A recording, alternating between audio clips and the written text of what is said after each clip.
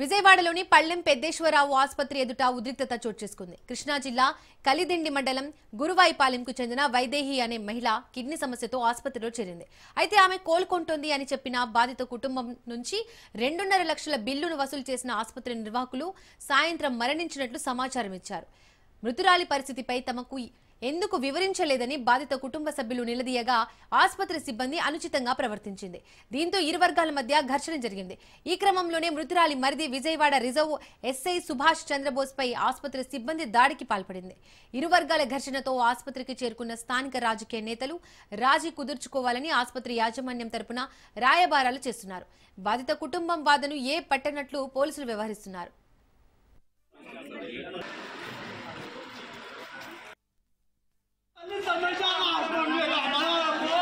అది కళ్ళింది వల్ల ఏలూరు జిల్లా అమ్మకి యూరిన్ బ్లాక్ అయ్యింది. బెడ్ పట్టుకొని అన్నారు, ట్రీట్మెంట్ చేస్తామన్నారు. లక్షలు కట్టించారు. అరగంటలో మొత్తం టాగు సినిమాలు చూపించారు. మనిషిని కూడా చూపిస్తలా.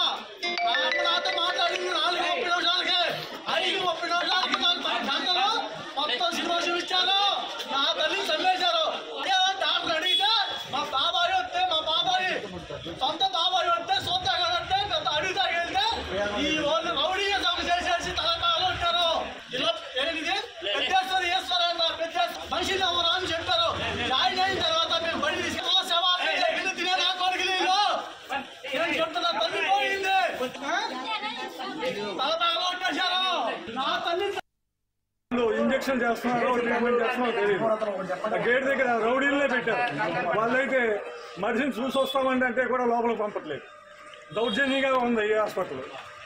ప్రతిదానికి రూపాయి అని కాదు, రూపాయి కదండి, వేలు తల మీద గాయం సార్. ఇదిగోండి కొట్టారు, పొట్టల్లో పెట్టి కొట్టేస్తున్నారు. మేమైతే బీపీ డౌన్ అయిపోయింది. బీపీ కంట్రోల్ అవుతే మేము ట్రీట్మెంట్ చేస్తామన్నారు. యూరిన్ రావట్లేదు అన్నారు. Urine black అయిందన్నారు.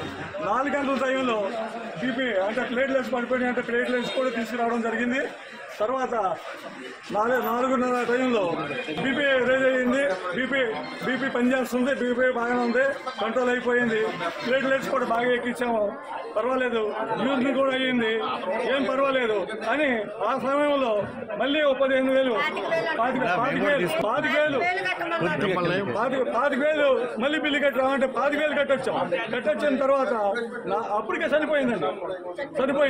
తర్వాత 15 నిమిషాలకి మళ్ళీ ఆమెకి ట్రీట్మెంట్ చేయాలి, డయాలసిస్ చేయాలి, ఇంజక్షన్ చేయాలి. మళ్ళీ 15,000 కట్టమంటే మళ్ళీ వెళ్ళి 15,000 కట్టొచ్చిన తర్వాత లేదండి, సోక్ వచ్చేసింది, చనిపోయింది అన్నారు. అలా లోపలికి